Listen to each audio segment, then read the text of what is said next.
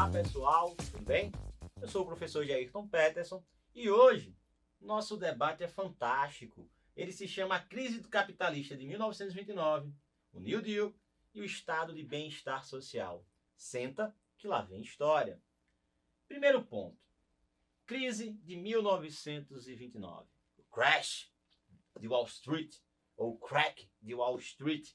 O que foi que encaminhou essa crise? Segundo ponto, como é que estavam os Estados Unidos antes da crise? Terceiro ponto, qual maneira os Estados Unidos vão tentar fazer para superar a crise? E outro ponto, quais as consequências que essa crise leva ao mundo? E por fim, como isso pode cair no vestibular? É isso que nós vamos ver aqui agora. Primeiro ponto aqui, Estados Unidos e Europa nos anos 20. Vamos lembrar o seguinte, após a Primeira Guerra Mundial, a Europa estava devastada. A Alemanha estava extremamente quebrada, o Tratado de Versalhes piorou a situação. Inglaterra e França perderam muitos bens físicos. Praticamente a ideia que nós tínhamos da bela época, ela vai ficar declinando, vai ficar degringolando.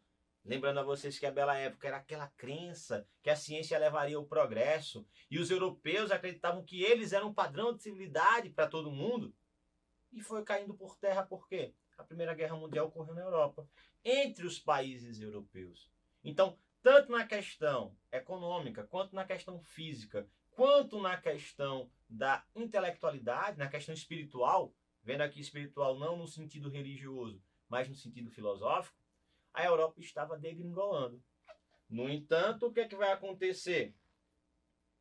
Olha aqui, a Europa devastada, os Estados Unidos contrariavam isso. Os Estados Unidos saíram muito bem pós Primeira Guerra Mundial. Depois da Primeira Guerra Mundial, gente, isso vai gerar prosperidade para os Estados Unidos.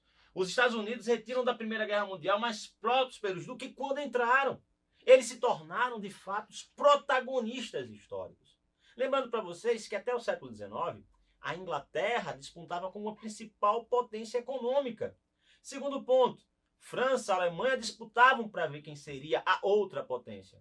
Mas os Estados Unidos estavam lá, criando sua base teórica, criando sua base econômica, fortalecendo.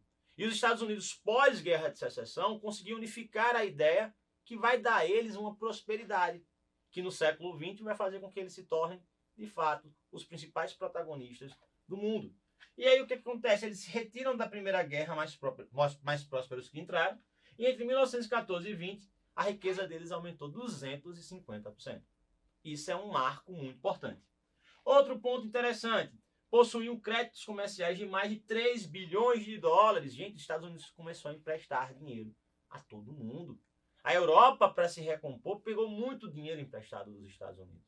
Os Estados Unidos só entrou na Primeira Guerra Mundial no final dela e saiu como o verdadeiro vencedor, porque ele foi o fiel da balança. Ele fez com que a Tríplice Entente conseguisse vencer. E aí ele sai muito bem. A tal ponto, gente, que o que é que vai acontecer? Deveriam receber 9,5 bilhões de dólares de empréstimos a esses países europeus. Então a Europa está fadada ao descaso e ao insucesso, e os Estados Unidos próspero, emprestando dinheiro e se sentindo os maiorais. E aí eles vão se tornar o maior exportador de capitais para os países europeus, alimentos, bens de consumo e remédios. Olhe bem a ideia eurocêntrica sendo deixada de lado. Um novo leão surge. E esse leão, os Estados Unidos, se torna um novo rei desta selva de pedra.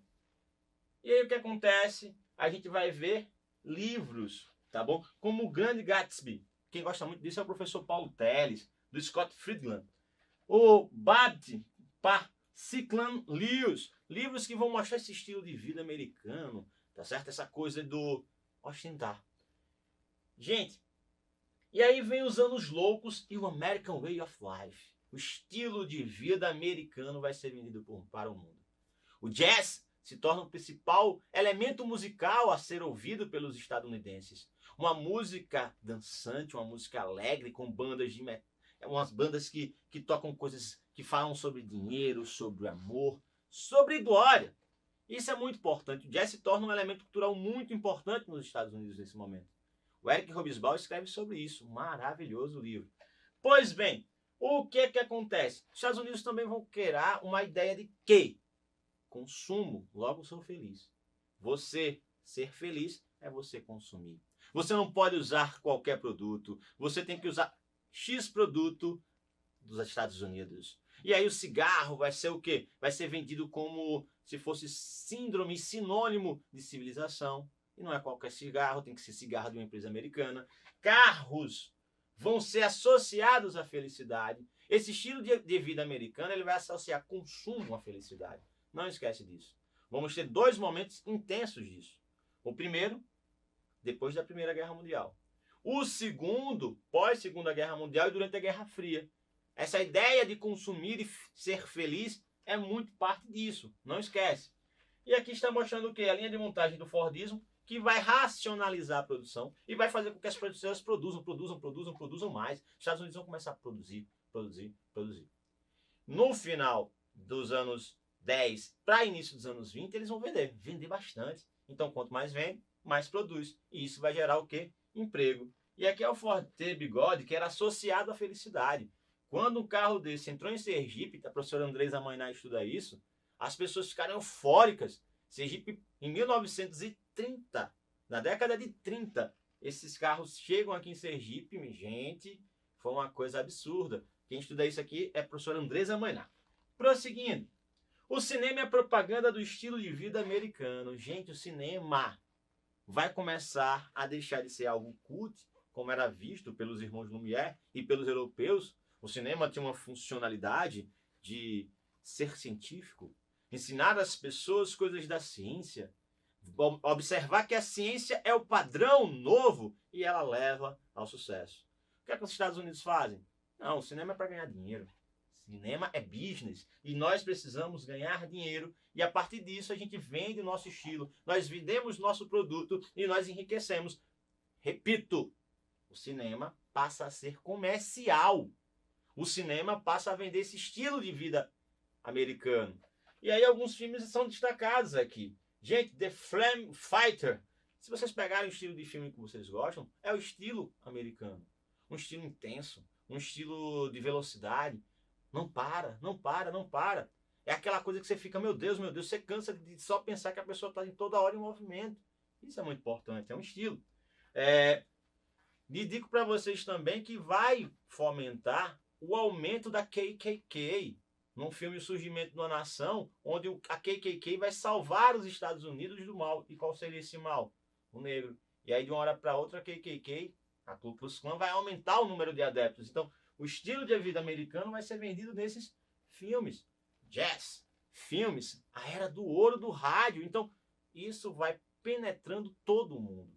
Os Estados Unidos surge como um novo patamar. Ele vai se tornar o padrão agora a ser consumido. O padrão agora a ser seguido. Coisa que era da Europa. E aí, ó. Olha aqui. Meu Deus. Imaginem vocês aí do outro lado. Talvez não tenham entendido o impacto dessas imagens.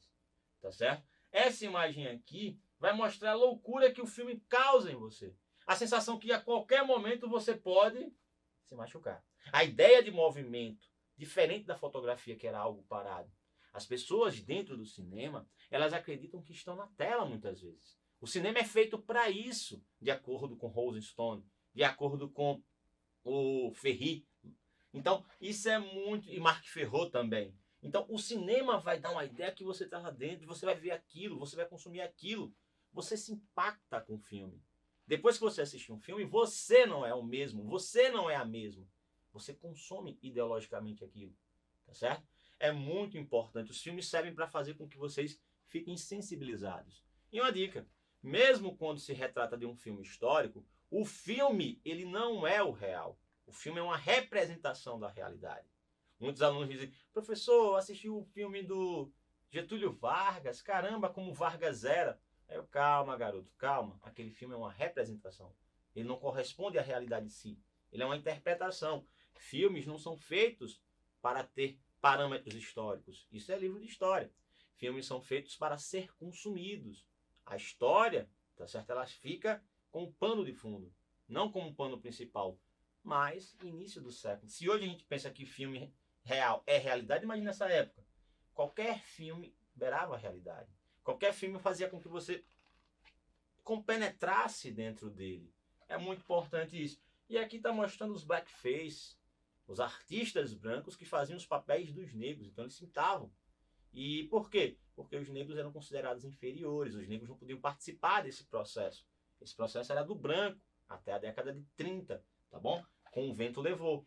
Então esse estilo de vida americano vai ser o quê? Vendido, vai ser consumido, vai ser absolvido pelo público e passado pelo mundo. Os Estados Unidos agora é um modelo a ser seguido. Então é o seguinte, mas vem a crise. Quais os fatores que fazem com que os Estados Unidos, que de país que mais emprestou dinheiro, de país que vendeu seu estilo de vida, de país que se tornou o novo modelo que eu quero ser, por que chegou a crise? Então o primeiro fator da crise é a concentração de riqueza. Isso é muito importante, gente. A riqueza, ela não vai para boa parte da população. Ela fica concentrada em algumas famílias. Pra vocês terem noção, 13% da população estadunidense, ela tinha 90% da riqueza nacional. 6 milhões de famílias viviam com apenas 3 dólares. Havia uma série de favelas dentro dos Estados Unidos. Isso é muito importante dizer. Essa concentração de renda faz com que essas famílias enriqueçam, mas a maior parte das famílias não tenha dinheiro e acessibilidade a esse padrão de consumo. Então vamos pensar no Ford, que eu mostrei para vocês. As pessoas trabalhavam produzindo Ford, mas as pessoas não tinham dinheiro para comprá-lo. Isso é muito importante. E aí, ó, aqui é a família Rockefeller, e ali é uma família norte-americana que vivia nessas favelas estadunidenses. Pois bem, segundo ponto, crise agrícola. Tem um filme, tá certo? E tem um livro chamado As Vinhas da Ira. Eu indico para vocês. Dói de assistir. Porque ele vai mostrar o momento que vai ser levado à crise em uma família estadunidense que vai viver uma crise, uma família branca. Imagine os afrodescendentes estadunidenses que estavam nesse momento histórico ainda vivendo pós fim da escravidão e lá ainda tinham regras de restrição. Aqui é uma família branca, imagine quantos negros afro-estadunidenses viveram, tá bom? Indico um livro para vocês chamado Malcolm X, uma história de reinvenções do Mirabeau. E aí vai mostrar essa perspectiva do negro. Mas Vinhas da Ira vai mostrar uma família branca que era dona de uma pequena propriedade e vai perder as coisas. E moral da história, eles vão vender tudo a preço, literalmente, de banana.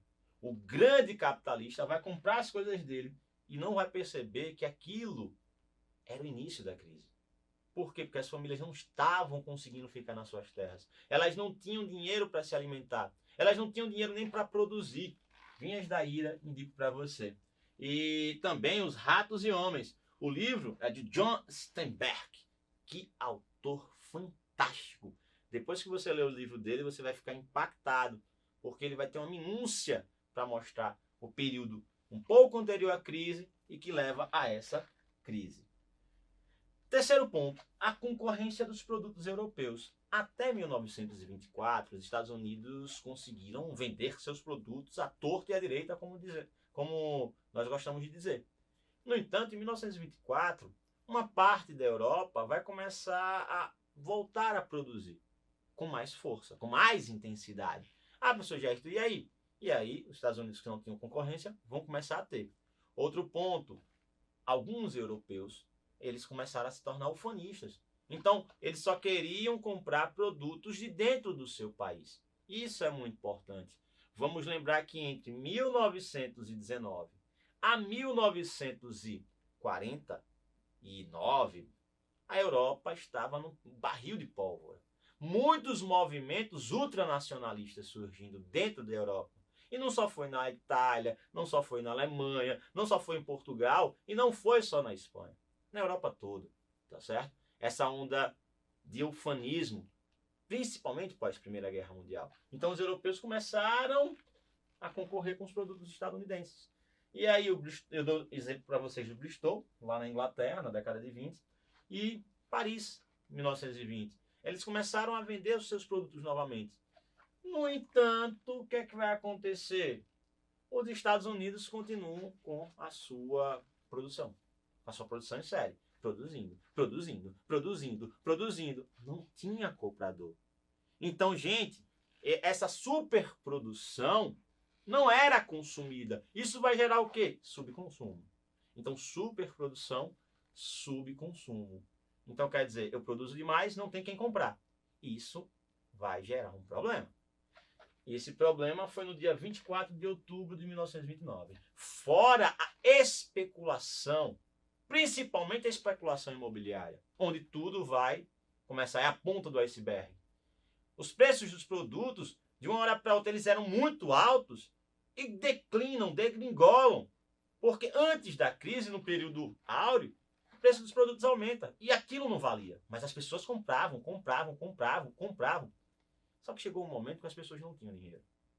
E aí elas tinham que vender. Elas não tinham como pagar. Então elas iam vender a qualquer preço. É tenso pra caramba. Subconsumo, superprodução, especulação vai gerar o quê? A crise de 1929. Aquela quinta-feira deteriorada. As pessoas dizem quinta-feira negra. Eu não uso esse termo, tá bom? Porque para mim negro não é o sinônimo de infelicidade, insucesso e descaso. Não. Foi a quinta-feira da quebra da Bolsa de Nova York. 24 de outubro de 29, 16 milhões de títulos jogados no mercado ficaram sem compradores. E olha a imagem aqui, gente. Olha essa imagem aqui. Essa imagem é o desespero das pessoas tentando vender seus títulos e não conseguindo. E aqui, gente, está mostrando nada mais nada menos que os desempregados em filas para ganhar maçã e para ganhar também sopa. E aqui tem uma charge. Olha só, é o Prescott. Será que ele sabe alguma coisa que não sabemos? E ele está caindo, gente. Ele está caindo desesperado, ele está morrendo. É interessante que isso vai gerar algumas consequências. Quais as principais consequências? Primeiro, desemprego. Desemprego em massa. Esse desemprego vai fazer com que as pessoas não comprem. Não comprando, a crise ela acentua. Efeito dominó. Porque a crise imobiliária se tornou crise total. Os bancos não tinham como receber, porque as pessoas não tinham como pagar. Um banco tem associação com outro banco, então eles vão quebrar em massa. Outro ponto, descrença no mundo. A crise do capitalismo vai mostrar que o capitalismo ele não era tão perfeito assim. É a crise que a gente chama do Estado liberal, porque o Estado liberal fez com que isso ocorresse. Deixar e fazer, deixar e passar, as pessoas se viram. E o Estado quebrou. Os Estados Unidos eram o maior comprador de produtos de todos os países no mundo. Esses países vão o quê? Se dá mal. Exemplo disso, o Brasil. O Brasil, tá certo, vai quebrar, porque o nosso principal produto era o café. E os estadunidenses pararam de comprar esse café. O café não era algo tão necessário. O Brasil quebra. E isso vai gerar aqui no Brasil uma consequência histórica também. Porque em 1929 ia ter eleições no Brasil. Então o que acontece, gente? Minas Gerais era para indicar seu presidente. No entanto, São Paulo disse, não. Quem está quebrado sou eu, quem vai indicar sou eu. E aí há uma ruptura entre Minas e São Paulo. A gente vai chamar o quê? A dissidência das elites paulistas e elites mineiras. Vai acabar com a política do café com leite naquele momento. São Paulo vai indicar Júlio Prestes, Minas Gerais vai se juntar com a frente, tá certo? Nacional, que vai ter Getúlio Vargas, a elite nordestina e Minas Gerais. Então, isso é muito importante. Isso se associa à história do Brasil. O mundo vai quebrar. Quem gosta de cultura pop, quem gosta de assistir seriados, tem o Supernatural, o Sanhedrin, aquela coisa mística. Se vocês pegarem as três primeiras temporadas, vai mostrar Sanhedrin resolvendo problemas de mortos da crise de 29. Tá certo? O segundo episódio da primeira temporada vai mostrar o Sanhedrin indo para uma casa onde a mulher se matou e matou os filhos depois que seu marido se matou por causa da crise de 29. Então, isso vai ficar na mentalidade estadunidense como um período extremamente fantasmagórico. Lembrem disso. Mas o que é que os estadunidenses fizeram para tentar resolver esse problema?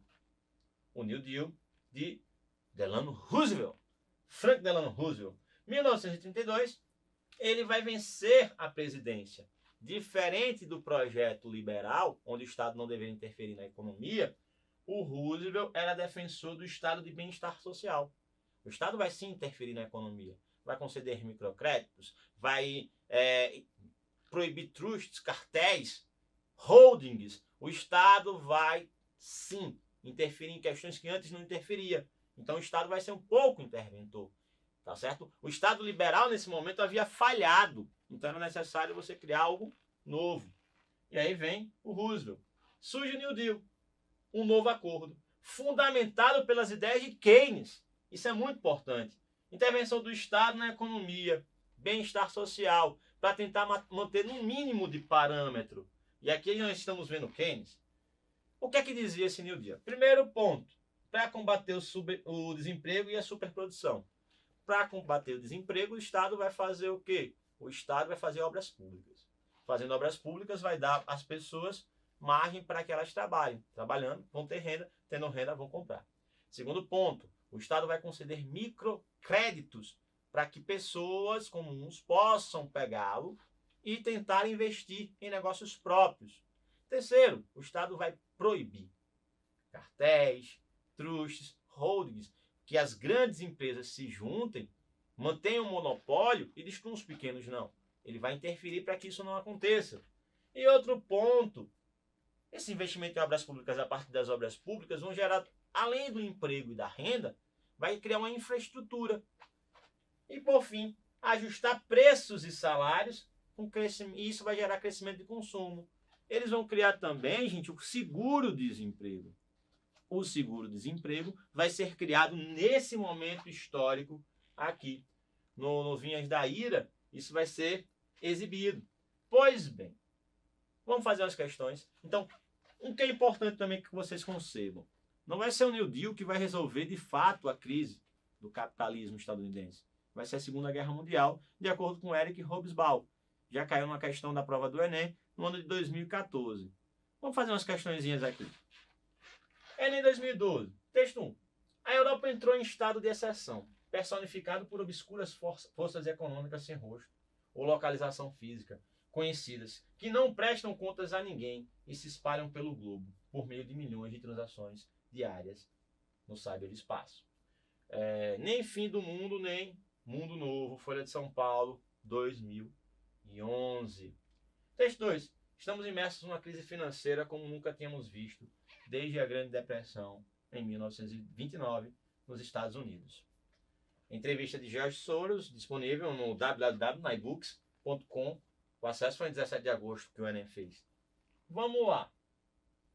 Qual é o comando? O comando diz: a comparação entre os significados da atual crise econômica e do crash de 29 oculta a principal diferença entre essas duas crises, pois, então, olha o comando, ele quer saber a diferença entre a crise de 29 e a crise atual. Porque ela é atual, gente. Ela começa lá, tá certo? No ano de 2009, se acentua em 2011, 2012, e até os dias atuais a gente está vivendo a consequência dessa crise. No ano de 2021 a gente está vivendo essa crise. Isso é importantíssimo. Aí vamos lá. Letra A. O crash da Bolsa de Nova York em 29 adveio do envolvimento dos Estados Unidos na Primeira Guerra Mundial. E a atual crise é o resultado de gastos militares nesse país nas guerras do Afeganistão e Iraque. Não. A crise de 29 ela veio pela superprodução, pelo subconsumo, pela especulação e não pela participação dos Estados Unidos na Primeira Guerra. Graças à Primeira Guerra, os Estados Unidos se tornam a maior potência econômica mundial. Então não é isso, gente. Não. E, pasmem vocês, Afeganistão e Iraque foi 2001, tá bom? Até 2009. Isso era para tentar conter a sangria da economia. Os Estados Unidos entram numa guerra para tentar melhorar seus aspectos econômicos. Eles sempre fazem isso. Letra B. A crise de 29 ocorreu devido a um quadro de superprodução industrial nos Estados Unidos. E a atual crise resultou da especulação financeira e da desmedida expansão do crédito bancário. Gente, olha a letra B. A crise de 29 ocorreu devido a um quadro de superprodução industrial nos Estados Unidos. Sim, que vai gerar o quê? O subconsumo. Que vai gerar o quê? A especulação. E aí vem, e a atual crise resultou da especulação financeira e da expansão desmedida do crédito bancário. Isso é importante, gente. Foi o que ocorreu. Quando a especulação financeira vem com toda a força, o preço dos produtos aumentaram significativamente. Vou dar um exemplo. A cidade de Aracaju, a qual o Master Digital se encontra. Preços de apartamentos que custavam 65 mil reais, dado a quantidade de pessoas para comprar, e créditos bancários que foram concedidos há 35 anos, com uma taxa de juros elevadíssima, fez com que saíssem de 65 mil reais e fossem para 150 mil reais. No entanto, as pessoas continuaram comprando. Só que chegou um ponto que as pessoas não tiveram como pagar isso. Estava caro demais. Os empregos não eram como antes, as pessoas não consumiam. E aí, meu irmão, vem esse efeito que nós vivemos até hoje. Muitas pessoas não tendo condições de pagar esses créditos que foram tomados de empréstimo e estão quebrando. Sim, é a letra B. Então não esquece disso. Isso é muito importante para vocês, tá bom? De saber qual é. O texto pega uma comparação entre uma coisa e outra. A letra B está correspondendo à certeza da questão. Tá bom? Vamos pegar aqui. Então, letra C. A crise de 29 foi o resultado de consequência dos países europeus reconstruídos. Após a Primeira Guerra, e a atual crise se associa à emergência dos BRICS como novos concorrentes econômicos. Tem erros aí. A concorrência dos países europeus reconstruídos, gente, a Inglaterra e a França, elas estavam se reconstruindo, não estavam reconstruídos ainda. E outro ponto, a atual crise não tem nada a ver com a questão dos BRICS. Não. Os BRICS não vão concorrer com os Estados Unidos, o problema é outro. Tá certo? O problema é essa questão do empreendimento, as finanças, os empréstimos financeiros, a especulação que aumentou demasiadamente, tanto nos Estados Unidos, quanto no Brasil, quanto em países da América e até mesmo da Europa. O crash da Bolsa de 29 resultou do excesso de proteções ao setor produtivo estadunidense. E a atual crise tem origem na internacionalização das empresas e no avanço da política de livre mercado. Totalmente errado. E letra E. A crise de 29 decorreu da política intervencionista norte-americana. Errou. A política era liberal. O Estado não interferia na vida econômica. Então, a letra correta é a letra B. Tá certo? Vamos para a próxima. FUVEST. A crise atingiu o mundo inteiro.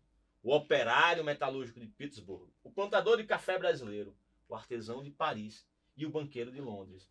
Todos foram atingidos. Todos. Paul Reino, La France, a Suave l'Europe.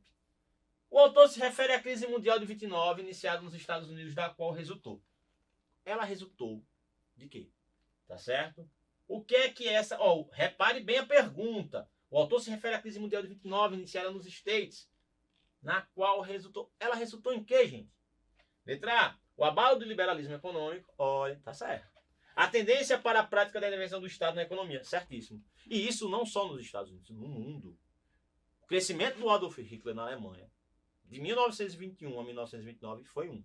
Mas quando veio a crise de 29 e a Alemanha ficou bem pior do que já estava, as ideias do Hitler começaram a ser mais absolvidas. Porque o Hitler mostrava que era necessário um Estado forte, centralizador, que mostrasse que os alemães eram acima de tudo e de todos. E que o trabalho levaria as pessoas à dignidade.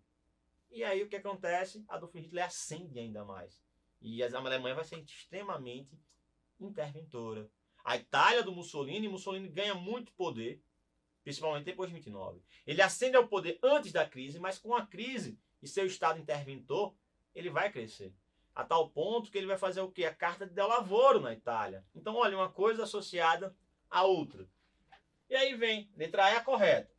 O aumento do número das sociedades acionárias e a especulação financeira. Não, gente. As ações elas vão quebrar. As pessoas não vão aumentar as ações, vão diminuir. A especulação financeira já vem de antes. C. A expansão do sistema de crédito e do financiamento ao consumidor. Gente, não. Os Estados Unidos tentou fazer isso com o New Deal. Mas o resto do mundo estava quebrado. Assim como nos Estados Unidos. Não. A expansão do sistema de crédito, não. Degringolou o sistema de crédito. A imediata valorização dos preços. Não. Desvalorização. O crescimento acelerado das atividades de empresas industriais e comerciais. Não, gente. Elas vão quebrar. Próxima questão. da Sesgran-Hill, a adoção do New Deal após a crise de 29 nos Estados Unidos identifica-se com o New Deal. Ela se identifica com qual dessas letras? Intervencionismo do Estado na economia. Tá certo. Para controlar o sistema de crédito. Sim. Regulamentar os salários e garantir o investidor. Isso tá certo. Aí vem a letra B. A intervenção de socializar progressivamente a economia norte-americana através de mecanismos nitidamente estatizantes. Não, gente, os Estados Unidos não vai estatizar empresas, não. Ele só vai começar a conceder microcréditos, tá certo? Fazer obras de bem-estar social, tá bom? Obras que a gente vai chamar de obras ou de intervenções assistencialistas, para que isso vai gerando emprego e renda. C. A política de juros baixos adotados pelos bancos privatizados pelo governo de Roosevelt. Não vai ser isso. Roosevelt não vai interferir com relação a juros baixos, não. A recuperação econômica das indústrias falidas com o crack da bolsa através da entrada de capitais estrangeiros. Não, vai ser o capital nacional. O emprego da mão de obra subsidiada pelo governo, tanto na indústria como na agricultura. Gente, muitas pessoas queriam mexer nessa. Vai ser eu estou entre a A e a E, porque está dizendo o emprego da mão de obra subsidiada pelo governo, tanto na indústria como na agricultura. Mas não é o governo que vai tutelar isso. O governo vai dar possibilidade para que a pessoa tenha autonomia e para que empresas consigam gerenciar isso. Não vai ser o Estado. Se liga aí, viu? É o fim da nossa aula. E essa imagem aqui é porque essa imagem estava associada ao estilo de vida americano. Não há nada como o estilo de vida americano. Só que ele foi quebrado com a crise de 29. Gente, sou Jairton e eu sou Master Digital.